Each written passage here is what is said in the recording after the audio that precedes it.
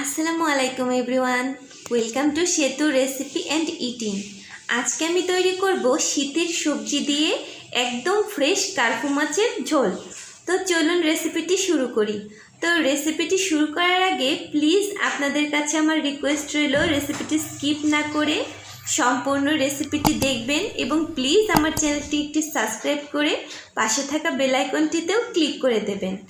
তো এই মাছটি কিন্তু একদমই ফ্রেশ। দেখুন আমি কাছে থেকে দেখাচ্ছি, এর কানকোটা কিন্তু নড়ছে। তো এই মাছটা কিন্তু আমাদের এখানের স্থানীয় বিলে। তো আমি এখন এগুলোকে পরিষ্কার করে কেটে ধুয়ে নিচ্ছি।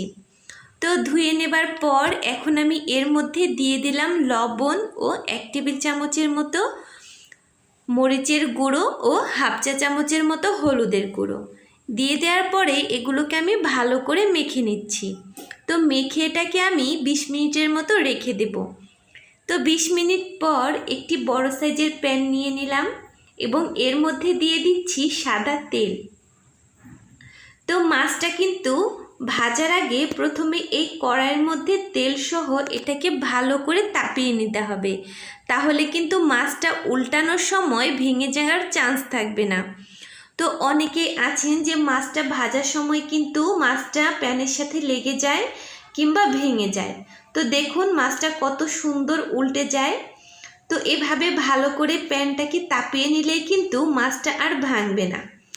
তো মাছগুলোকে আমি সুন্দর করে ভেজে নিলাম। এবার এই তেলের মধ্যেই আরও সামান্য একটুখানি তেল অ্যাড করে দিলাম এবং এর মধ্যে দিয়ে দিচ্ছি 1 টেবিল চামচের মতো রসুন কুচি, দিয়ে দিব 3টি পেঁয়াজ কুচি করে এবং 3 থেকে 4টি কাঁচামরিচ। দেওয়ার পর এই সবগুলোকে আমি তেলের মধ্যে 2 থেকে 3 মিনিটের মতো ফ্রাই করে নেব।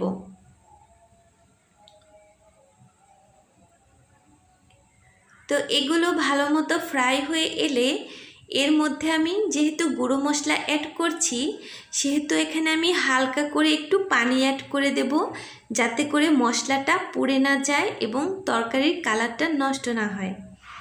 তো এখন আমি এর মধ্যে দিয়ে দিলাম 1 চা চামচের মতো হলুদের গুঁড়ো। এরপর দিয়ে দেব 4 চা চামচের মতো মরিচের গুঁড়ো।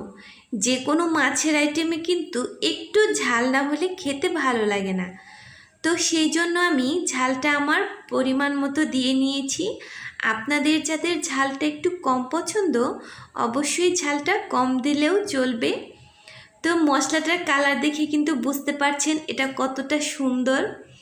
তো এখন আমি এখানে দিয়ে দিচ্ছি শীতের যে নতুন সিমগুলো উঠেছে সেগুলো।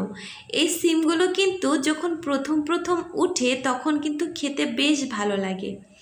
তো শীতের সবজিটা আজকে প্রথম ট্রাই করলাম। তো আমি এখানে আর অন্য কিছু দেব না, বেশি কিছু দিলে কিন্তু আমার ভালো লাগে না। সো আমি এখানে শুধু এই সিম দিয়েই কার্পু মাছটার ঝোল তৈরি করব এবং এটা খেতে কিন্তু অসম্ভব মজা। দুপুরবেলা গরম গরম ভাতের সাথে খেয়ে দেখবেন। তো এই তো সিমটা যতক্ষণ না পর্যন্ত ভালো মতো সেদ্ধ হয় ততক্ষণ পর্যন্ত এটাকে আমি কষিয়ে নিয়েছি। দেন ভেজে রাখা মাছগুলো এর মধ্যে দিয়ে পরিমাণ মতো ঝোল অ্যাড করে দিলাম। আমি এই তরকারিটা কিন্তু খুব একটা পাতলা ঝোল রাখবো না, জাস্ট মাখো মাখো অবস্থাতে এনে দেন এটাকে আমি নামিয়ে নেব। তো এটা কিন্তু ঢাকনা দিয়ে এখন আমি ঢেকে দিচ্ছি। ঢেকে এটাকে আমি 5 থেকে 6 মিনিটের জন্য ভালো করে বলক তুলে নিচ্ছি। তো এখানে আমি অ্যাড করে দেব আবারও একটুখানি পানি অ্যাড করার পরে এটাকে আমি ঢাকনা দিয়ে ঢেকে দিয়েছিলাম। তো এখন কিন্তু পানি শুকিয়ে এসেছে, প্রায় আমার রান্নাটাও শেষ হয়ে যাচ্ছে। তো সেই জন্য এখানে ধনেপাতা ছড়িয়ে আমি নামিয়ে নিলাম। তো এই তো দেখুন ভীষণই মজাদার রেসিপিটি তৈরি, প্লিজ ট্রাই করবেন।